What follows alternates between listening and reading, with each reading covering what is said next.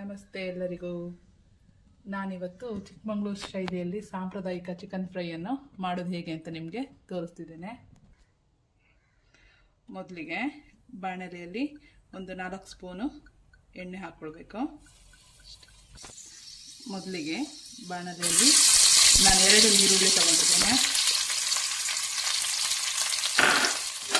ಅದನ್ನು ಚೆಂದ ಫ್ರೈ ಮಾಡಬೇಕು, ಸ್ವಲ್ಪ ಕೆಂಪಾಗೋ ತನಕ. ಸ್ವಲ್ಪ ನೀರುಳ್ಳಿ ಬೇಯ್ತಿದೆ ಅನ್ನುವಾಗ 2 ಕಾಯಿ ಮೆಣಸು ತಗೊಂಡಿದ್ದೇನೆ. ಬೇಕಿದ್ದರೆ ನೀವು ಜಾಸ್ತಿ ತಗೊಳ್ಬೋದು. ನಾನಿಲ್ಲಿ 2 ಕಾಯಿ ಮೆಣಸು ತಗೊಂಡಿದ್ದೇನೆ. ಸ್ವಲ್ಪ ಇದು ಫ್ರೈ ಆದ ನಂತರ ಟೊಮೆಟೊ, ನಾನು ಒಂದು ದೊಡ್ಡ ಸೈಜು 1 ಟೊಮೆಟೊ ತಗೊಂಡಿದ್ದೇನೆ.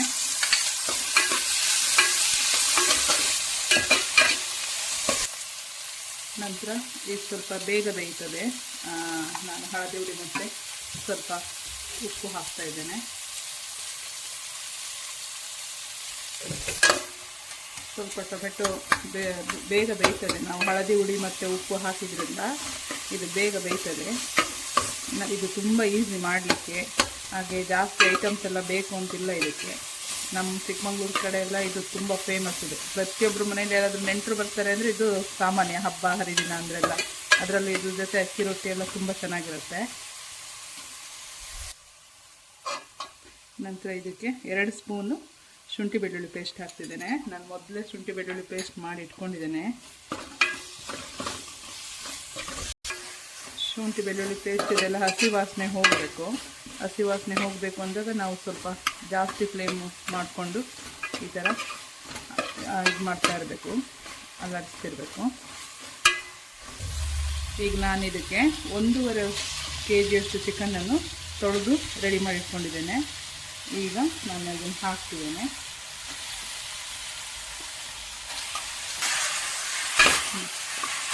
ಈಗ ಎಲ್ಲ ಮೇಲೆ ಕೆಳಗೆ ಚಿಕನನ್ನು ಮಾಡಬೇಕು. ಎಲ್ಲ ಮಸಾಲೆ ಚಿಕನಿಗೆ ಹಿಡ್ಕೊಳ್ಳೋ ಥರ. ಈಗ ಸ್ವಲ್ಪ ಚಿಕನ್ ನೀರು ಬಿಡೋದ್ರಿಂದ ನಾನು ಸ್ವಲ್ಪ ಬೇಯಲಿಕ್ಕೆ ಬಿಡ್ತೇನೆ. ಒಂದು 1/4 ಗಂಟೆ ಇಲ್ಲ 10 ನಿಮಿಷ ಇಲ್ಲ 1/4 ಗಂಟೆ ಬೇಯಲಿ. ಇದು 10 ನಿಮಿಷ ಆಗಿದೆ, ನೋಡೋಣ ಬೆಂದಿದೆಯಾ ಅಂತ. ಸ್ವಲ್ಪ ನೀರು ಬಿಟ್ಟಿದೆ ನೋಡಿ. ನಾನೇನು ಚಿಕನಿಗೆ ನೀರು ಹಾಕಲಿಲ್ಲ, ಅದೇ ಬಿಟ್ಟಿದೆ. ಆದರೆ ಇದು ಸಾಕಾಗೋದಿಲ್ಲ ಅಂತ ನೀರು ನೋಡುವ. ಇನ್ನೊಂದು 5 ನಿಮಿಷ ನಾನು ಬೇಯಲಿಕ್ಕೆ ಬಿಡ್ತೇನೆ.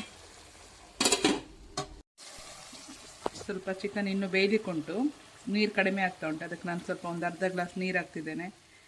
ನಮಗೆ ಚಿಕನ್ ತುಂಬ ಸ್ಮೂತಾಗಿ ಬೇಯ್ದಿರಬೇಕು, ಅದಕ್ಕೋಸ್ಕರ. ಚಿಕನ್ ಈಗ ಬೆಂದಿದೆಯಾ ನೋಡೋಣ. ಆಲ್ಮೋಸ್ಟ್ ಬೆಂದಿದೆ. ನಾನೀಗ ಇದಕ್ಕೆ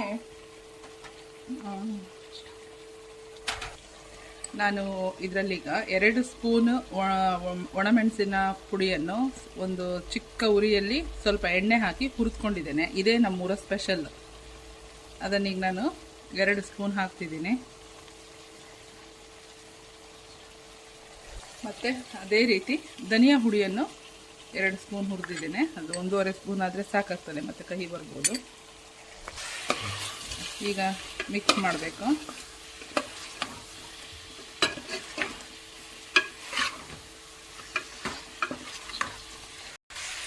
ಸ್ವಲ್ಪ ತಳ ಹಿಡಿತದೆ ಈಗ ನಮ್ಮ ಮಸಾಲೆ ಹಾಕಿದ್ರಿಂದ. ಅದಕ್ಕೆ ಸ್ವಲ್ಪ ನೀರು ಹಾಕ್ತಿದ್ದೇನೆ. ಬೇಕಿದ್ದರೆ ಮಾತ್ರ ಹಾಕ್ಕೊಳ್ಳಿ, ಕೆಲವರಿಗೆ ಬೇಡ, ನಮಗೆ ಸಾಂಬಾರೆಲ್ಲ ತಿಳಿ ಸಾಂಬಾರಿದೆ, ನಾನು ಇದು ಖಾಲಿ ಅನ್ನದ ಜೊತೆ ಹೀಗೆ ತಿಂತೇನೆ ಅನ್ನೋರಿಗೆಲ್ಲ ಬೇಡ. ಈಗ ಸ್ವಲ್ಪ ಗರಂ ಮಸಾಲ ಹಾಕ್ತಿದ್ದೇನೆ. ಬೇಕಿದ್ದರೆ ಹಾಕೋಬೋದು. ಮತ್ತು ಸ್ವಲ್ಪ ಜೀರಿಗೆ ಹುಡಿ,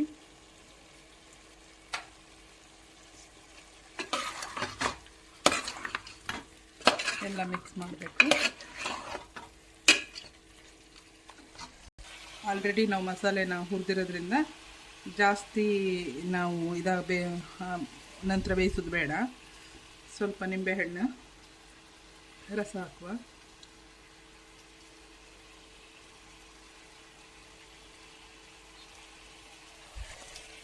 ನಂತರ ಸ್ವಲ್ಪ ಕರಿಬೇವಿನ ಸೊಪ್ಪು ಹಾಕಬೇಕು. ಆಮೇಲೆ ಲಾಸ್ಟ್ ಟಚ್ ಕೊತ್ತಂಬರಿ ಸೊಪ್ಪು. ಫೈನಲಿ ಚಿಕ್ಕಮಗಳೂರು ಶೈಲಿಯ ಸಾಂಪ್ರದಾಯಿಕ ಶೈಲಿಯ ಚಿಕನ್ ಫ್ರೈ ರೆಡಿಯಾಗಿದೆ.